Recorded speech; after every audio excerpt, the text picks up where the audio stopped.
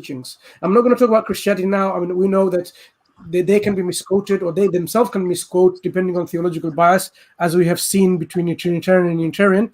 But I want to bring it to the close from yourself, to bring it to close. When people misunderstand and misrepresent Christianity, do you think it's through ignorance or something else, like some of the points that were highlighted? Yeah, I think you're absolutely right. There's filters that people have on, and those filters are ethical, political allegiances, or particular perspectives that they have, and that colors the data that they actually see, and they end up seeing things which aren't really there. I mean, when you were talking, something came to mind. I was watching a few years ago, I was watching a BBC program. It was BBC Big Questions, or one of these programs, right? And this audience member stood up and he tried to basically say Islam is violent.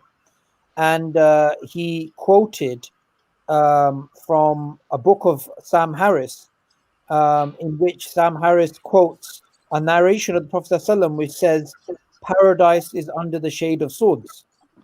So anyway, when I heard this, I thought it's just something interesting that you think, okay, that's interesting. So when I picked up the book, The End of Faith, it had that exact quotation, "Paradise is in the shade of swords." But funnily enough, when you actually go and read the narration of the Prophet ﷺ, it says the exact opposite to what he's trying to say. The Prophet ﷺ says, do not expect to encounter the enemy. However, if you encounter the enemy, then be patient and know that paradise is under the shade of swords. So it's a totally different meaning when you read it within context, but an ideological bias will make you see something totally different. So from the Christian perspective, something I've experienced in Speaker's Corner directly is Isaiah 42.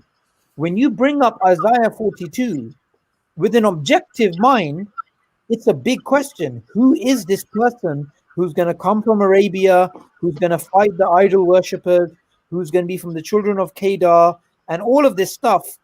And then the way they reinterpret it and the way they reverse engineer it to mean something totally different, they have this ad hoc rationalization to try and get away from the obvious. It's exactly like you said, it's those ideological filters that people have on, which make them see things that do not exist at all. And for us, it's very important to strip away those and come to what Allah tells us to come to, which is reason, right? Not to let your desires filter the way you look at the world or your culture. And in regards to, what you were saying about the moral issue, now when it comes to the life of the Prophet ﷺ, the life of the Prophet ﷺ is something which is preserved and is understood because of great people around him, including his wife Aisha. Now, the Prophet ﷺ, he was very pleased with her. Allah was pleased with her. The believers, we looked at her like a scholar, and she is a scholar of Islam.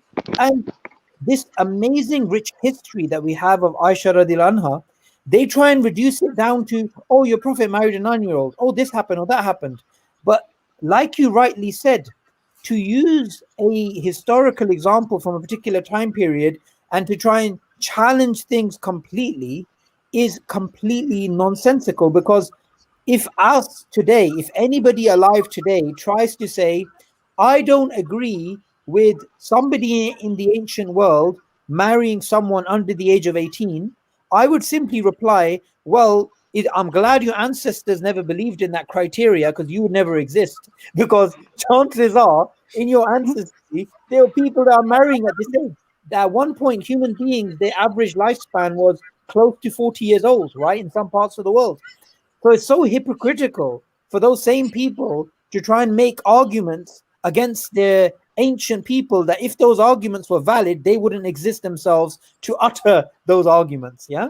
So as Muslims, we have to be objective.